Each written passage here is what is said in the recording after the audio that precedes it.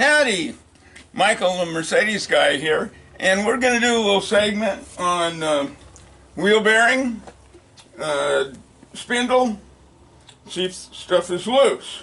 So jack up the car. I put a jack stand under there on the frame. Let it down on the jack stand. Then put just a little pressure on the jack.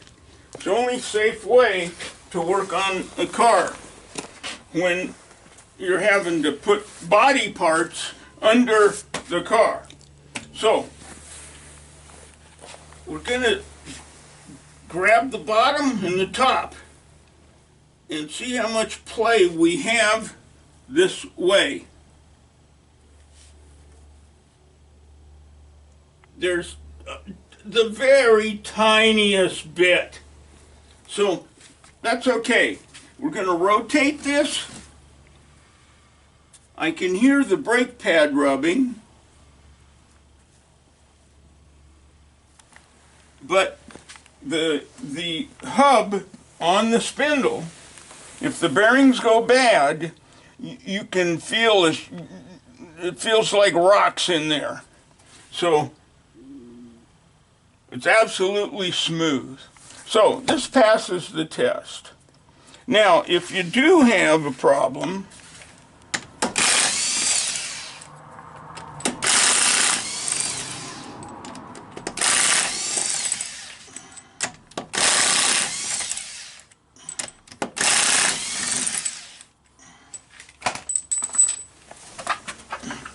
you can get your tire off, and if it's a wheel bearing, it's accessed by this cap right here, and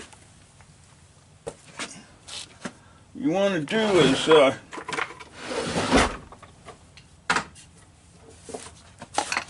you want to clean around here first. You don't want stuff getting inside on your bearings.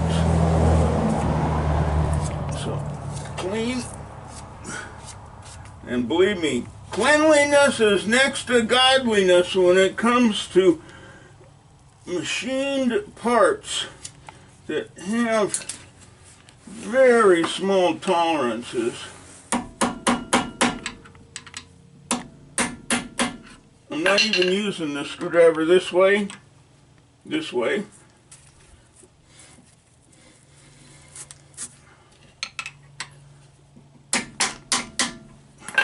Then you can pry it off.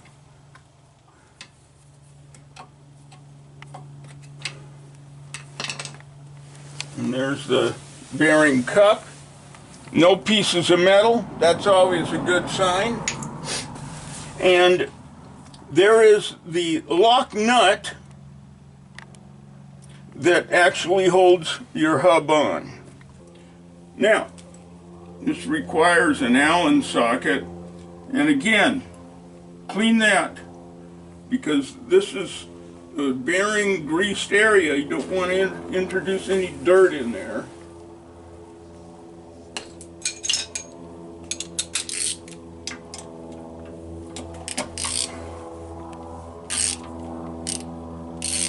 Okay.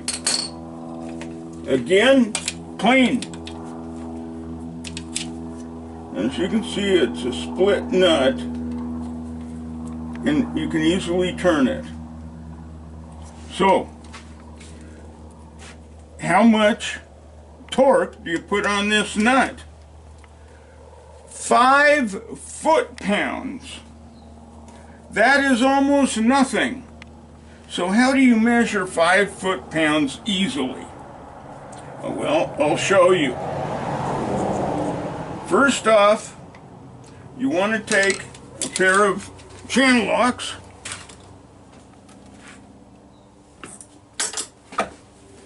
again, clean, clean, clean.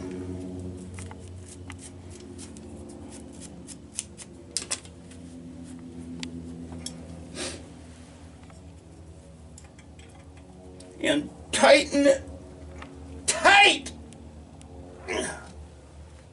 Okay, now you loosen it, and this is where it takes just a little bit of trial and error. What you want to be able to do is pry that washer with the screwdriver, moving it just a little bit up or down. So let's see if we can. We can't move it, so it's too tight.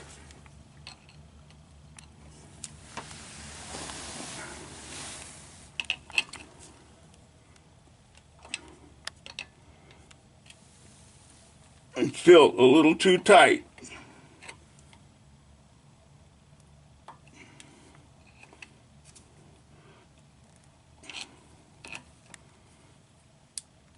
Still a little too tight.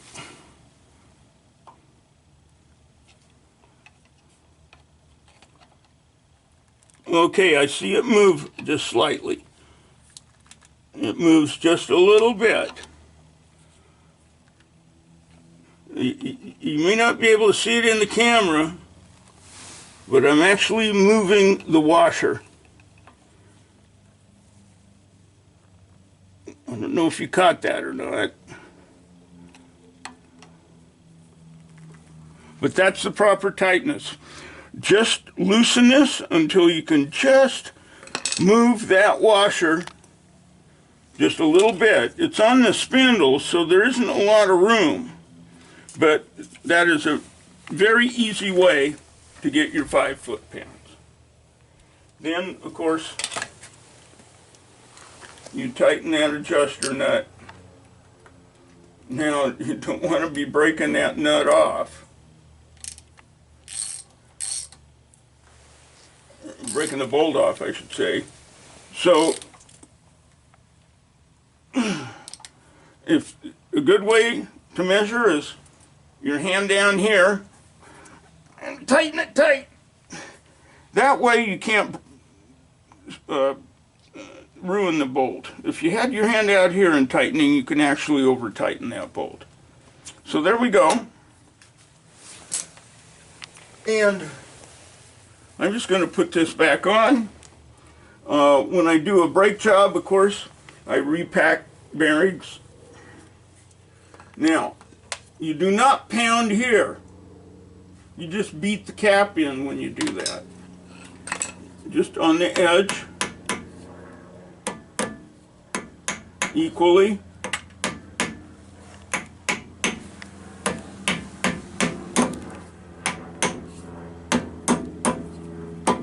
And you notice there's a space in there. That's the correct way. You don't want to keep beating on this, trying to get that on further, because it won't go. So, that's how you adjust that. And now, on alloy wheels, it's always a pain to get the hole lined up. So, in your toolkit, you should have one of these babies right here. This is for installing your tire.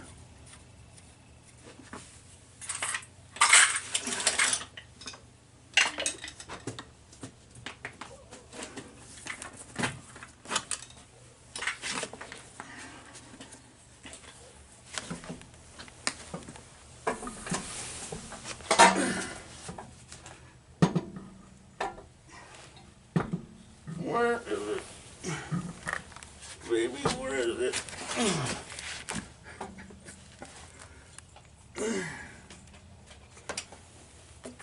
About 40 degrees out right now, so we're both operating with a little bit of cold. There we go. Now, and you push it up on the hub. Now, your bolts line up. What a neat little tool.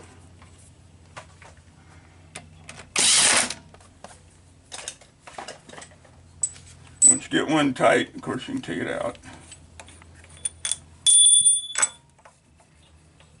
Now, I'm going to use a torque wrench to just get these so tight. Never trust the torque wrench to tighten your lug bolts, the final step. You want to use a breaker bar and a socket. And don't trust tire shocks. They can actually put the bolts on way too tight. And then you can't get them off when you get a flat. So, after your tire shock does its work,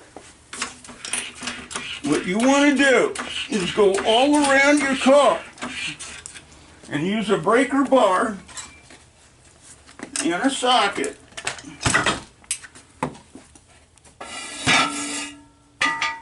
to make sure that you can loosen all your lug bolts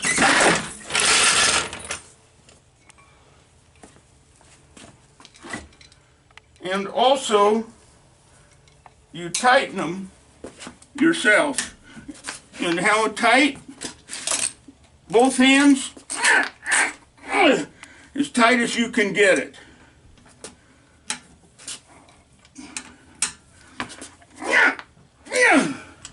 Now with alloy wheels, you need to check them after you drive about 20 miles.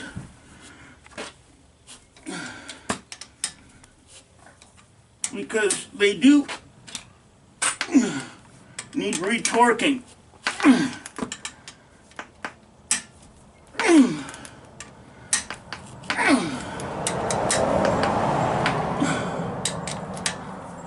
So that's proper tightness.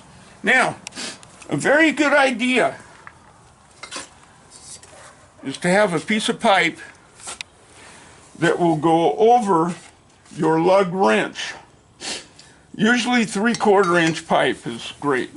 And get a piece, a couple feet long, and keep it with your lug wrench. That way, you're never stranded because you'll always be able to get your lug bolts off.